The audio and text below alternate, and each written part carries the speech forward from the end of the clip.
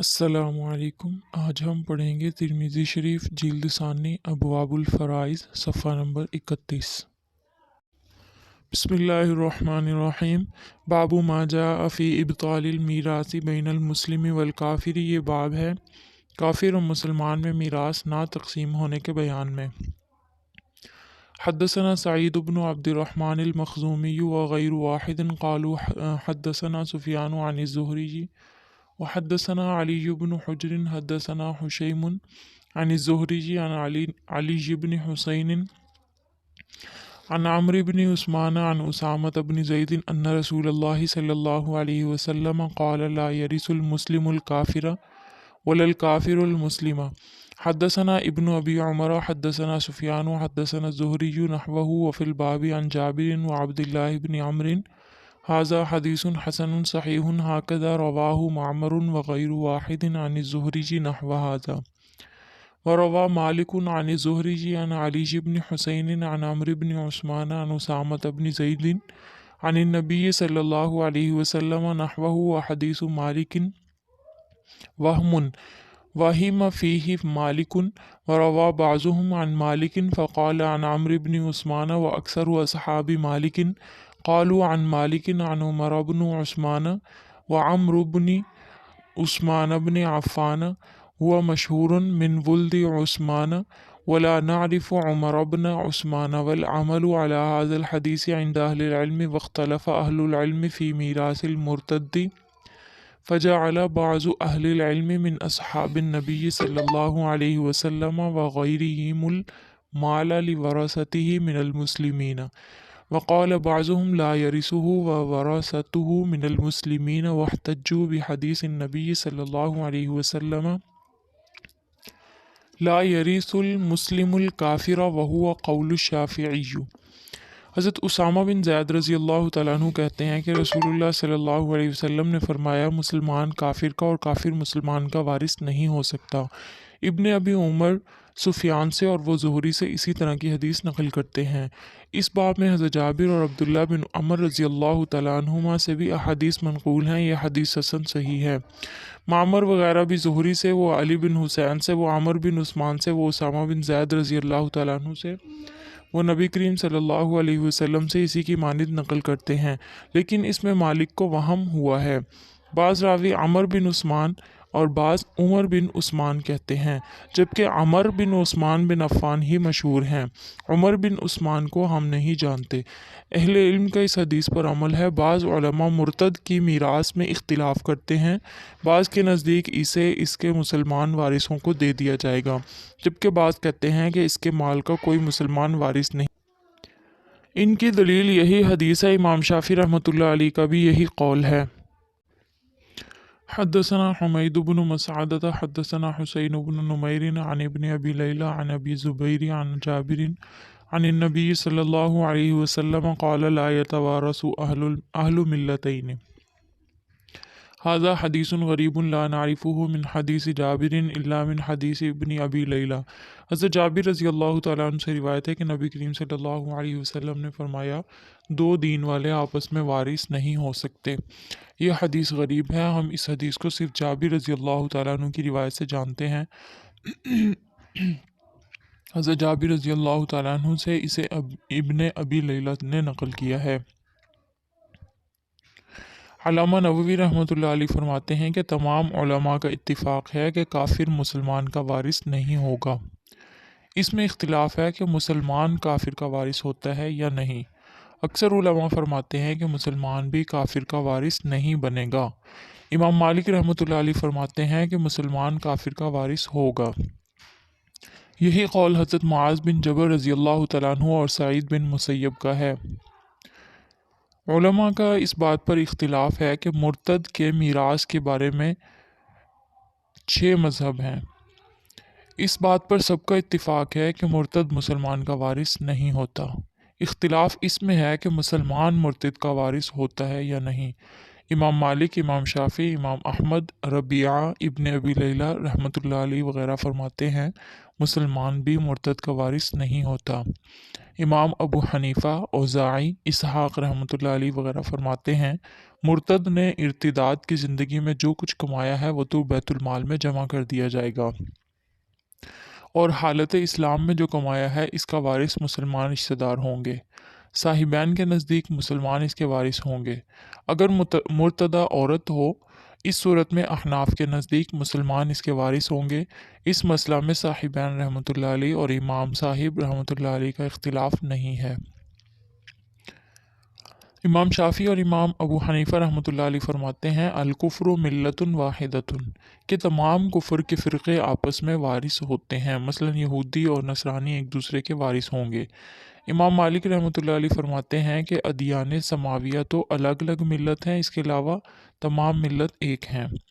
امام احمد رحمۃ اللہ علیہ فرماتے ہیں کہ تمام ادیان الگ الگ ملت ہیں، وہ سب آپس میں ایک دوسرے کے وارث نہیں ہوں گے۔ حدیث بالا امام احمد رحمۃ اللہ علیہ کے مذہب کے موافق ہے۔ امام ابو حنیفہ اور امام شافعی رحمۃ اللہ علیہ فرماتے ہیں کہ اسلام ملت واحدہ ہے اور کفر ملت واحدہ ہے، اس لیے ایک دوسرے کے وارث نہیں ہوں گے۔ باب ما جاء فی ابطال میراث القاتل، یہ باب ہے قاتل کو میراث نہ ملنے کے بیان میں۔ حدثنا قتیبۃ حدثنا اللیث عن اسحاق بن عبد اللہ عن الزہری عن حمید بن عبد الرحمن عن ابی ہریرۃ عن النبی صلی اللہ علیہ وسلم قال القاتل لا يرث، هذا حدیث لا يصح لا يعرف هذا الا من هذا الوجه، وإسحاق بن عبد الله بن أبي فروة قد تركه بعض أهل العلم منهم أحمد بن حنبل، والعمل على هذا عند أهل العلم أن القاتل لا يرث كان القتل خطأ أو عمدا، وقال بعضهم إذا كان القتل خطأ فإنه يرث وهو قول مالك۔ حضرت ابو ہریرہ رضی اللہ تعالیٰ عنہ کہتے ہیں کہ رسول اللہ صلی اللہ علیہ وسلم نے فرمایا قاتل وارث نہیں ہوتا، یہ حدیث صحیح نہیں، ہم اسے صرف اسی سند سے جانتے ہیں۔ اسحاق بن عبداللہ بن ابی فروا سے بعض اہل علم احادیث نقل کرتے ہیں، اور جن میں امام احمد بن حنبل رحمۃ اللہ علیہ وغیرہ بھی شامل ہیں۔ اہل علم کا اسی حدیث پر عمل ہے، وہ کہتے ہیں کہ قتل عمد اور قتل خطا میں قاتل مقتول کا وارث نہیں ہوتا، لیکن بعض کے نزدیک قتل خطا میں وارث ہوتا ہے۔ امام مالک رحمۃ اللہ علیہ کا یہی قول ہے۔ وارث اپنے مورث کو قتل کر دے تو اب وہ میراث سے محروم ہو جائے گا۔ قتل سے مراد وہ قتل ہے جس میں قصاص یا کفارہ واجب ہوتا ہے۔ قتل کی 5 قسموں میں سے قتل عمد، شبہ عمد، قتل خطا، ان تینوں میں قاتل میراث سے محروم ہوتا ہے، کیونکہ ان قتلوں میں قصاص یا کفارہ آتا ہے، مگر قتل خطا میں امام مالک کے نزدیک اس میں وارث ہوگا، جبکہ ائمہ ثلاثہ کے نزدیک وارث نہیں ہوگا۔ اور قتل بسبب، اس میں نہ قصاص آتا ہے نہ ہی کفارہ، البتہ اس میں صرف دیت آتی ہے، اس صورت میں وارث کو میراث ملے گی۔ اس کی مثال یہ ہے جیسے کسی نے زمین پر اس کے مالک کی اجازت کے بغیر پتھر رکھ دیا یا کنواں کھود دیا، اور کوئی آدمی اس پتھر سے یا کنویں میں گر کر مر گیا تو اب اس پہ دیت آتی ہے، اگر وہ رشتہ دار ہو تو میراث سے محروم نہیں ہوگا۔ باب ما جاء فی میراث المرأۃ من دیت زوجہا، یہ باب ہے شوہر کی دیت سے بیوی کو میراث ملنے کے بیان میں۔ حدثنا قتیبۃ و احمد بن منیع وغیر واحد قالوا حدثنا سفیان بن عیینۃ عن الزہری عن سعید بن المسیب قال قال عمر الدیۃ علی العاقلۃ ولا ترث المرأة من دیت زوجها شیئا، فأخبره الضحاک بن سفیان الکلابی ان رسول اللہ صلی اللہ علیہ وسلم كتب الیہ ان ورث امرأة اشیم الضبابی من دیت زوجها، هذا حدیث حسن صحیح۔ حضرت سعید بن مسیب کہتے ہیں کہ حضرت عمر رضی اللہ تعالیٰ عنہ نے فرمایا دیت عاقلہ پر واجب الادا ہوتی ہے، اور بیوی شوہر کی دیت کی وارث نہیں ہوتی۔ اس پر ضحاک بن سفیان کلابی رضی اللہ تعالیٰ عنہ نے انہیں بتایا کہ رسول اللہ صلی اللہ علیہ وسلم نے انہیں لکھا کہ اشیم زبابی کی بیوی کو ان کے شوہر کی دیت میں سے ان کا حصہ دو۔ اشیم زبابی اس صحابی کو نبی کریم صلی اللہ علیہ وسلم کے زمانے میں قتل کیا گیا تھا خطاً، تو اب دیت واجب ہوئی، تو آپ صلی اللہ علیہ وسلم نے ضحاک کو لکھا کہ مقتول یعنی اشیم زبابی کی خون بہا میں جو مال حاصل ہوا ہے اس میں اس کی بیوی کو بھی میراث دو۔ حضرت عمر رضی اللہ تعالیٰ عنہ فرماتے ہیں کہ عورت اپنے خاوند کی دیت کے حاصل ہونے والے مال کی وارث نہیں ہوتی، تو اس پر حضرت ضحاک نے یہ روایت ان کو سنائی تو حضرت عمر بھی اس کے قائل ہو گئے اور اپنے قول سے رجوع کر لیا، اور یہ قانون بنا دیا کہ بیوی کو اگر اولاد نہ ہو تو ربع، اور اگر اولاد ہو تو سمن ملے گا۔ اس میں بھی اتفاق ہے کہ اس دیت کے مستحق تمام ورثاء ہوتے ہیں، خواہ وہ مذکر ہوں یا مؤنث۔ علماء فرماتے ہیں کہ حضرت عمر رضی اللہ تعالیٰ عنہ کو یہ ابتداءً شبہ ہوا کہ دیت عاقلہ سے وصول کی جاتی ہے، اور عاقلہ یعنی جن سے دیت لی جاتی ہے اس میں صرف مذکر مراد لیے جاتے ہیں، عورتوں سے دیت کا مال لیا نہیں جاتا، تو اسی طرح عورتوں کو دیت کا مال دیا بھی نہیں جاتا۔ مگر جب حدیث حضرت عمر رضی اللہ تعالیٰ عنہ کے سامنے آئی تو حضرت عمر نے اپنے اجتہاد سے رجوع کر لیا۔ ممکن ہے حضرت عمر رضی اللہ تعالیٰ عنہ کی یہ رائے اس وجہ سے ہو کہ وراثت اس مال سے جاری ہوتی ہے جس کا میت مالک ہو۔ دیت تو مرنے کے بعد ملتی ہے اور میت میں مالک ہونے کی صلاحیت نہیں، اس لیے اس کا تقاضا یہ ہے کہ دیت میں وراثت بھی جاری نہ ہو، صرف عاقلہ کو ملنی چاہیے۔ لیکن پھر جب حضرت عمر رضی اللہ تعالیٰ عنہ کو ضحاک بن سفیان رضی اللہ تعالیٰ عنہ کے واسطہ سے آپ کی یہ حدیث کا علم ہوا تو انہوں نے اپنے قیاس اور رائے کو ترک کر کے اس حدیث کی طرف فرما لیا۔ باب ما جاء ان المیراث لورثته والعقل علی العصبۃ، یہ باب ہے میراث وارثوں کو ملتی ہے اور دیت عصبہ پر آتی ہے۔ حدثنا قتيبة حدثنا الليث عن ابن شهاب عن سعيد بن المسيب عن أبي هريرة أن رسول الله صلى الله عليه وسلم قضى في جنين امرأة من بني لحيان سقط ميتا بغرة عبد أو أمة، ثم إن المرأة التي قضى عليها بغرة توفيت، فقضى رسول الله صلى الله عليه وسلم أن ميراثها لبنيها وزوجها وأن عقلها على عصبتها۔ وروى يونس هذا الحديث عن الزهري عن سعيد بن المسيب وأبي سلمة عن أبي هريرة عن النبي صلى الله عليه وسلم نحوه، وروى مالك عن الزهري عن سعيد بن المسيب عن النبي صلى الله عليه وسلم۔ حضرت ابو ہریرہ رضی اللہ تعالیٰ عنہ سے روایت ہے کہ رسول اللہ صلی اللہ علیہ وسلم نے بنو لحیان کی ایک عورت کے حمل کے متعلق جو گر کر مر گیا تھا ایک غلام یا لونڈی دینے کا فیصلہ فرمایا۔ پھر وہ عورت جس کے حق میں یہ فیصلہ ہوا تھا فوت ہو گئی تو نبی کریم صلی اللہ علیہ وسلم نے فرمایا کہ اس کی میراث بیٹوں اور خاوند کے لیے ہے اور دیت اس کے عصبہ پر ہے۔ یونس نے یہ حدیث زہری سے، انہوں نے سعید بن مسیب سے، انہوں نے ابو سلمہ سے، انہوں نے ابو ہریرہ رضی اللہ تعالیٰ عنہ سے، اور انہوں نے رسول صلی اللہ علیہ وسلم سے اسی طرح کی حدیث نقل کی ہے۔ مالک بھی یہ حدیث زہری سے، وہ ابو سلمہ سے، وہ ابو ہریرہ رضی اللہ تعالیٰ عنہ سے، اور وہ نبی کریم صلی اللہ علیہ وسلم سے یہی حدیث بیان کرتے ہیں۔ اگر کسی نے حاملہ کا حمل ضائع کر دیا تو اب غرہ واجب ہوگا۔ ائمہ اربعہ کے نزدیک غرہ کہتے ہیں غلام یا باندی کو، امام شافعی، مجاہد، طاؤس رحمۃ اللہ علیہ وغیرہ کے نزدیک گھوڑے اور خچر کو بھی غرہ کہتے ہیں۔ یہ غرہ کا فیصلہ اس وقت تک ہوگا جب کہ بچہ پیٹ میں ہی مر گیا ہو۔ اگر بچہ پیدا ہونے کے بعد مرا ہو تو اب پوری کامل دیت آئے گی۔ اس میں فقہا نے کئی صورتیں بیان فرمائی ہیں، مثلا ماں زندہ ہو، بچہ زندہ پیدا ہونے کے بعد مرے تو اب کامل دیت واجب ہوگی۔ دوسرا یہ ہے کہ بچہ مردہ پیدا ہوا، اس کے بعد اس کی ماں کا انتقال ہو جائے تو اب ماں کی وجہ سے دیت اور بچے کی وجہ سے غرہ واجب ہوگا۔ تیسرا یہ ہے کہ ماں زندہ ہے، بچہ مردہ پیدا ہوا تو اب صرف غرہ واجب ہوگا۔ نمبر 4، ماں کا انتقال ہو جائے، بچہ زندہ پیدا ہو تو اب دیت کامل ماں کی وجہ سے واجب ہوگی۔ عصبہ کون ہوتے ہیں؟ امام شافعی اور امام احمد رحمۃ اللہ علیہ کے نزدیک عاقلہ عصبات ہیں۔ احناف کے نزدیک اہل تناصر عاقلہ ہوتے ہیں جو ایک دوسرے کی مدد کرتے ہیں۔ احناف فرماتے ہیں کہ آپ صلی اللہ علیہ وسلم کے دور میں عصبات اہل تناصر تھے، اس لیے ان کو عاقلہ کہا گیا ہے۔ حضرت عمر رضی اللہ تعالیٰ عنہ نے تمام صحابہ کی موجودگی میں اہل دیوان کو عاقلہ قرار دیا تھا، کسی نے بھی اس پر انکار نہیں کیا تھا۔ ہمارے دور میں بعض برادری آپس میں منتظم ہوتی ہے تو اب احناف کے نزدیک اس کی یہ برادری دیت خطا ادا کرے گی۔ اگر برادری ایسی نہیں ہے تو اگر وہ کسی یونین وغیرہ کارکن ہو تو اب ان سے دیت لی جائے گی۔ دیت عاقلہ پر واجب کرنے کی وجہ علماء یہ فرماتے ہیں کہ عاقلہ اس قسم کے جرم سے اپنے لوگوں کو روکیں، اور اگر عاقلہ کا پتہ نہ چلے تو اس کے عاقلہ کون ہیں تو پھر احناف کے نزدیک قاتل کے مال سے دیت لی جائے گی۔ बाबू मा जाअ फिर रजुल युस्लिमु अला यदिर रजुल, ये बाब है इस शख्स के बारे में जो किसी के हाथ पर मुसलमान हो, इसके बयान में।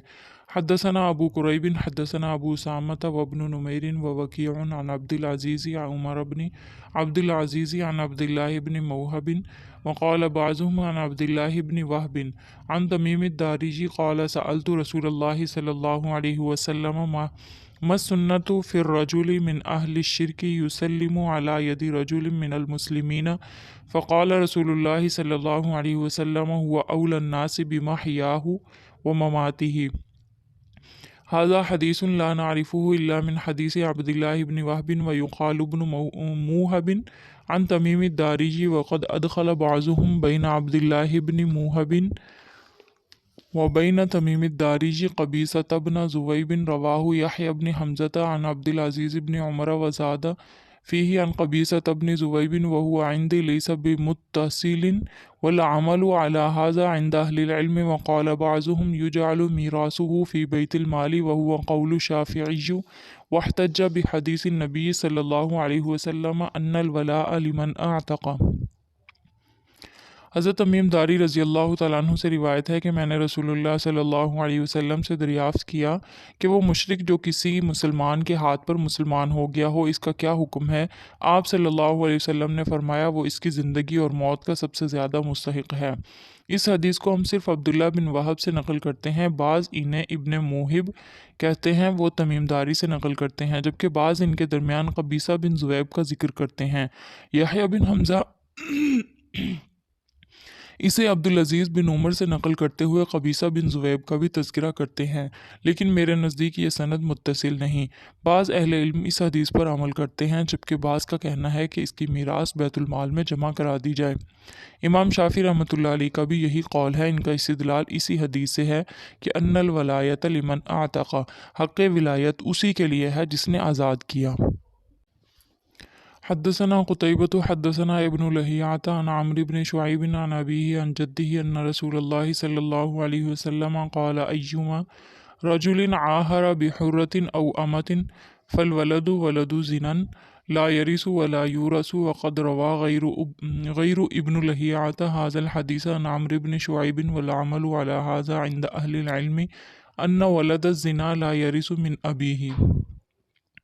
हज़रत आमर बिन शुअैब अपने वालिद से वो इनके दादा से नकल करते हैं कि रसूलुल्लाह सल्लल्लाहु अलैहि वसल्लम ने फरमाया, अगर किसी शख्स ने किसी आज़ाद औरत या बांदी से ज़िना किया तो बच्चा ज़िना का होगा, ना वो वारिस होगा और ना इसका कोई वारिस होगा।